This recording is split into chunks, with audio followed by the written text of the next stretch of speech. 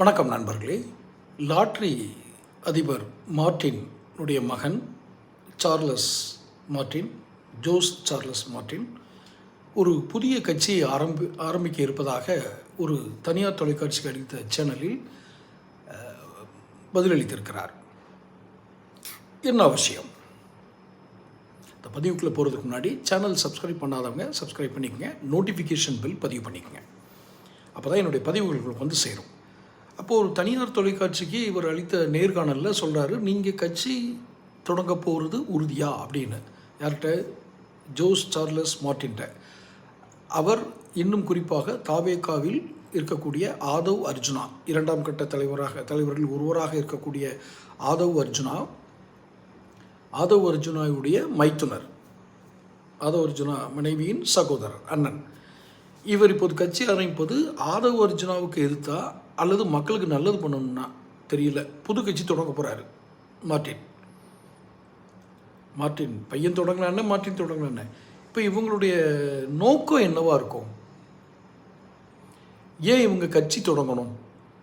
அப்போது இவங்க கொஞ்சம் காலத்துக்கு பின்னாடி பார்த்தீங்கன்னா இவங்க திமுகவுடைய மிக நெருக்கமாக இருந்தார் மார்ட்டின். இப்போது கட்சி ஆரம்பிக்கிறேன்னு சொல்கிறார் இல்லையா, அவருடைய தந்தை மார்ட்டின் லாட்ரியில் ஒரு பெரிய இதில் இருந்தார்.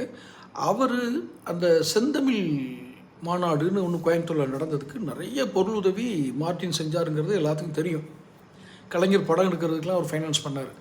அப்போ திமுகவோடு நெருக்கமாக இருந்ததுனால அடுத்த ஆட்சிக்கு வந்த அதிமுக அவர் மேலே ஏகப்பட்ட வழக்குகள் போட்டு அவரை ஒன்றும் இல்லாமல் ஆக்கிறதுக்கு அத்தனை வேலையும் பண்ணி, எனக்கு தெரிஞ்சு மார்ட்டினுடைய மனைவி,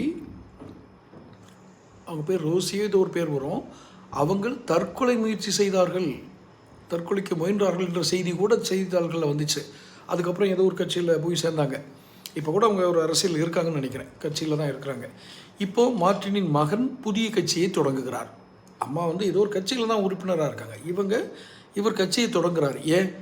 ஆதவ் அர்ஜுனாவை சமாளிக்கணும்னா நமக்கும் ஒரு அரசியல் கட்சி இருக்கணும்னு நினைக்கிறாரு. இன்னொன்று, ஆதவ் அர்ஜுனா எப்படினாலும் தாவேக்காவை காலி பண்ணிடுவார் அப்படின்னு இவரே சொல்கிறார். நேர்காணலில் தனியார் தொலைக்காட்சியில் சொன்னது அப்படி இருக்குது. அப்போ இவர் தனி கட்சி தொடங்கினால் அடுத்து ஒரு புதிய வரவு அரசியலுக்குள், தமிழக அரசியலுக்குள் வருகிறது. இதை எப்படி மற்றவர்கள் எதிர்கொள்வார்கள்? ஆதவ் அர்ஜுனாவுடைய இமேஜ் காலியாகுமா? தாவேக்காவுக்கு இதனால் ஏதாவது பாதிப்புகள், தாக்கங்கள் ஏற்படுமா? காரணம், இவங்க பணத்தை தான் அங்கே செலவு பண்ணிகிட்ருக்காருங்கிற அவரே சொல்கிறார். மார்ட்டினோட பணத்தை தான் தாவேக்காவில் உட்காந்து செலவு பண்ணிகிட்ருக்காரு யார்? ஆதவ் அர்ஜுனான்னு சொல்கிறார். தொடர்ந்து பேசுவோம். சேனலை சப்ஸ்கிரைப் பண்ணிக்கங்க.